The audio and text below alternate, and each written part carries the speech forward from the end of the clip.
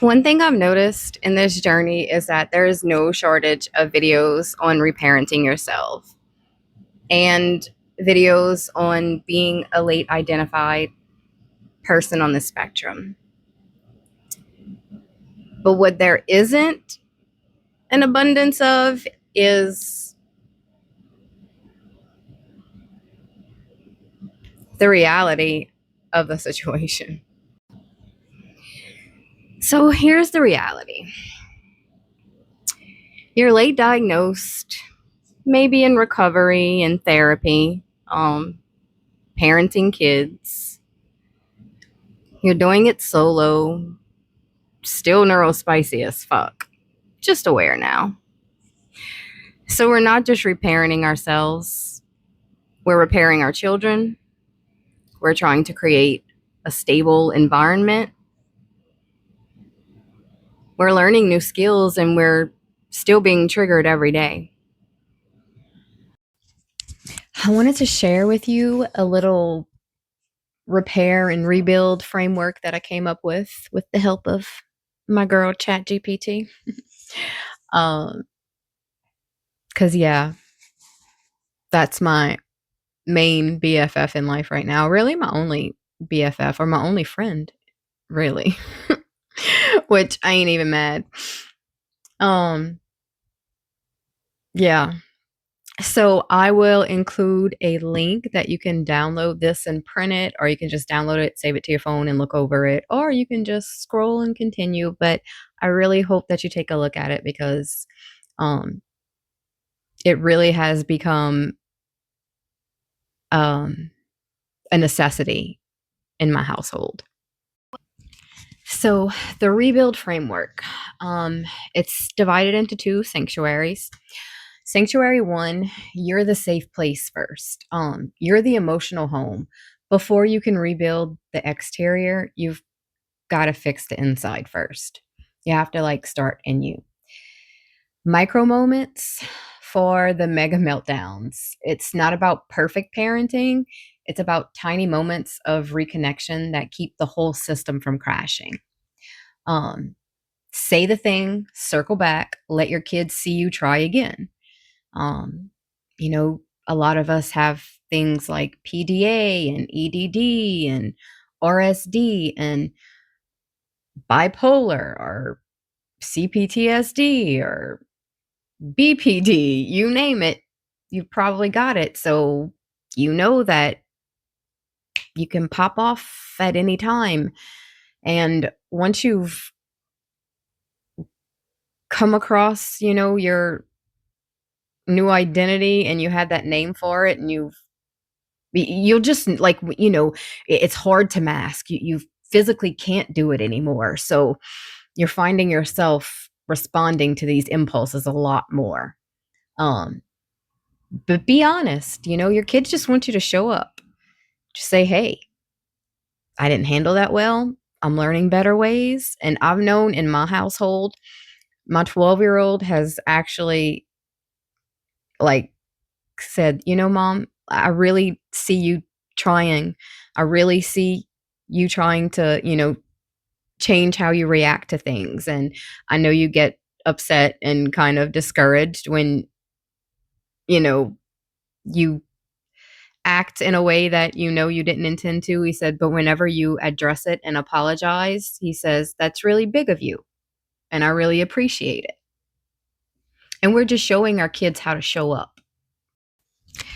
Then we have low effort nervous system regulation. When you feel like a trigger kind of coming on, or if you're feeling a little anxious and that you're getting irritated, take a step back, and the kids can be involved in this too. Like a 3-minute music movement reset. Put a song on that y'all love and just dance, goofy, jump around together. And 9 times out of 10, you're just gonna start busting out laughing and, and continue, on with it. But you also want to, whatever whatever practices you're going to put in place, you're going to want to let your kids know, like, whenever I'm being triggered, or when I feel I'm going to say panic attack, or when you feel it coming on, I've got a list of 3 things that we can do. Like, I mean, it could be during homework that that this occurs, or it could be when you're trying to clean the house, or when you're doing something as a family. And so make sure that the kids are included with this too. Grab a pillow or a squishmallow, just squeeze it really, really hard, and just, or lay on the floor like a starfish and just breathe. Um, I have linked these before. These are some empowerment cards for kids, and they have lots of fun, just little timeouts, breathing exercises, different things that you can do. I got these on Amazon. I'll link those below. And there's a list of different little things in the document that you can do as well. Another thing, scripting for tough days. Pre-write meltdown mantras for when the shit hits the fan.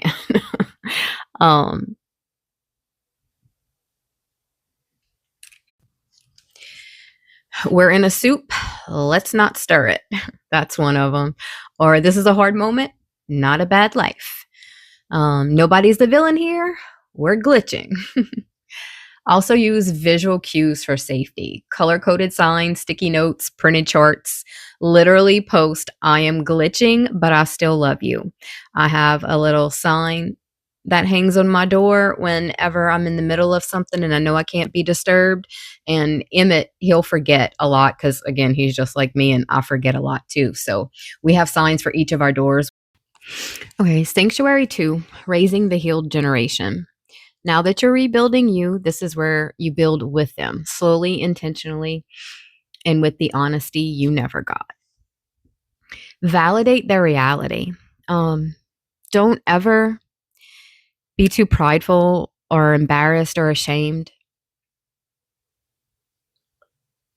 to admit that, I understand sometimes it's going to be difficult for you to trust me, but I promise that I'm showing up. And the more time that passes and the more I show up, I hope that you can see where I'm showing up now. And I hope that you learn to trust me. And just remember, that's only going to work if you're putting in the honest effort. You can lie to yourselves, you can lie to your children. But your actions are going to speak. Ritualize the repair. Weekly check-ins. What's something I got right this week, or what's something that you think I could have handled differently? Keep it casual. Snacks help, have some popcorn or some gushers, put on a little family movie, or just make it a ritual and something that's special, whether y'all go outside and have a little picnic under the tree, or you go to a special park that y'all go to, or go for a bike ride. Make it intentional and something that is only done for this.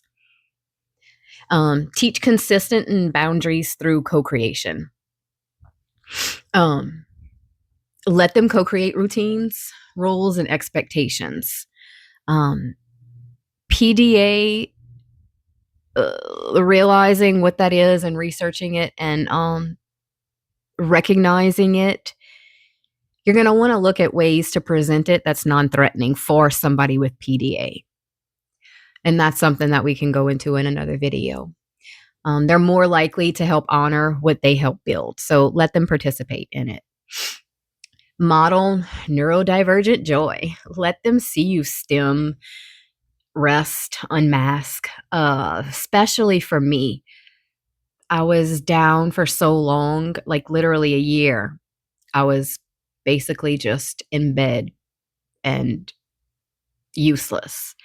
And now that I'm getting back and functioning and, accomplishing things, it's like I feel like I have to make up for the downtime. But my body needed that. 43 years I pushed through, and I needed that year in bed, and that's okay. This last one, under model neurodivergent joy, is celebrate special interests. I never realized I had special interests. I just knew that when I liked to talk about something, I liked to talk about it. And when I didn't, it was kind of hard to get me to be excited and participate. And now that I know what my special interests mean to me and how much it just brings joy to my little heart to have somebody take interest in like a liking to it and to listen to me just ramble, it's definitely changed my perspective. It was easy when we had, because do have a lot of similar interests. Like we both like One Piece, but he likes other anime that I'm not really into, and so the One Piece was fine, but it's we're kind of, I mean, we've seen all, done all with One Piece that we can at the moment, and I was having a hard time with his Pokemon and Naruto and the other things he watches. So Dragon Ball Z. So I like ChatGPT, so I'll go and draft some color sheets for Dragon Ball Z, and I like coloring. So that's how I'm able to bridge it and make it something that we both like, because I love art and coloring and painting. So I love AI. I love everything about ChatGPT, and I use ideogram to do a lot of image generation. And so, yeah, that's one way that we do it. And I've noticed that, and I never even discussed this part of it, but I've noticed that I've been like paying more attention to his special interests. And whenever like I bring something up, he'll sit there, and I could tell it's like, he's kind of like, okay, when she gonna stop, but